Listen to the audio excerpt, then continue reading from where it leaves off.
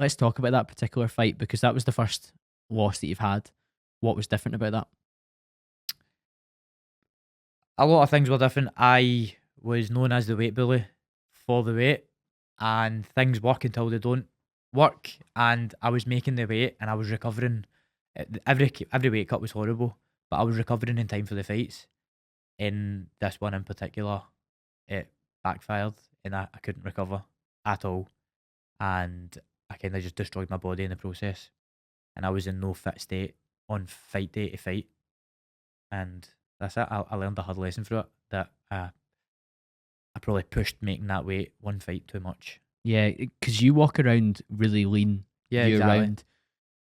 How much were you having to cut to get to the fighting weight? Is it 145 or Yeah, one? so I cut 10 kilo in total and 6 kilo the night before the fight. It's a lot, isn't it? When you're this lean, it's a lot. I think I must have been sitting at like 3 or 4% body fat, which is just dangerous. Very dangerous. For a fight sport, not maybe a bodybuilding show for one day, but you're Yeah. going in there to have a have a fight. To have a fight with the best fighter, one of the best fighters in the world right now, Nabil, who already has a freakish advantage over you because he's fucking 2 heads bigger than you. It's know what I funny, mean? people talk about weight bully, but not height bully. I know, exactly, exactly.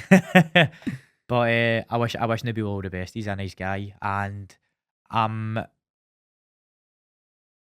not happy that I got beat, but I'm happy that it happened when it did.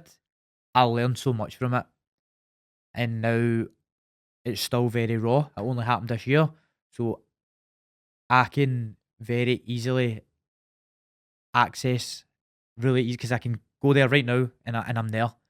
The feelings of when I got beat, and now because of how fresh that feels, I'll be able to use that throughout the next few fight camps. That will be my fuel of never wanting to feel that again. So no, I'm not happy I got beat, but I'm happy it happened then, and not. If it had been for the belt, for example. Yeah, well, it was for the belt. Oh, it was because It- he'd won, hadn't he? It was for the belt, which is a sore one, but I'm just it happened then, and what I mean is it doesn't need to happen again, kind of thing. So it's one of these things, but that's life, innit? You feel, I think you in a sport learn. like yours as well, like, and again, if you think about the UFC, you're fighting against top level people, and they're gonna throw extremely powerful shots.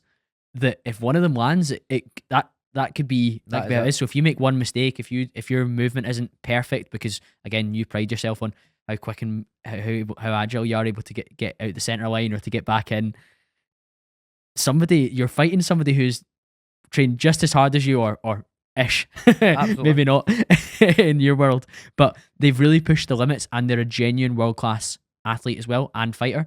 So the chances are at some point you're going to take a hit that's going That's to it. result in a loss. You don't fight for gold in one championship unless you're the best.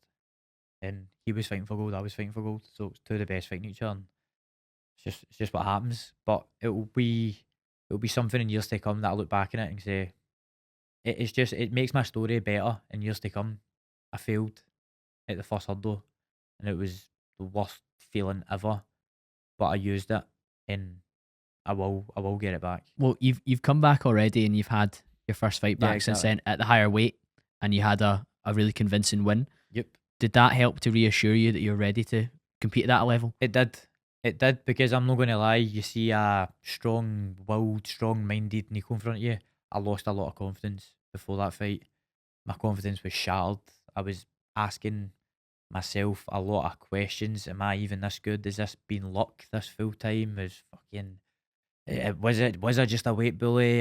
This is the kind of things I was thinking to myself, and I needed that win to prove to myself that I am one of the best fighters in the world.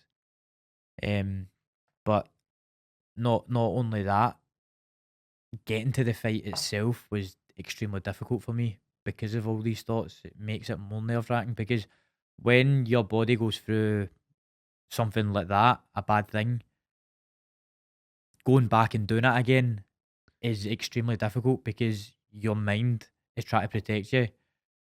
You can't do that again. You're going to get ridiculed. You embarrassed yourself in front of millions of people. all the haters now have a voice. You've gave them something to laugh about, etc., etc., etc., so on. So going back out to that exact thing that your mind wants you to do the least, it takes a lot of resilience, mate. It takes a lot of mental fortitude. Yeah, and then you went straight back in there, and I'm glad it happened quickly, because I think the longer it goes on, the worse. I had, because I again, going back to using that feel, that how I felt, that I used that all the way through. And what really sparked me before the fight was one of the guys in the changing room came in from the fight before me. It was all beat up to fucking, it was all somber mood. He got beat.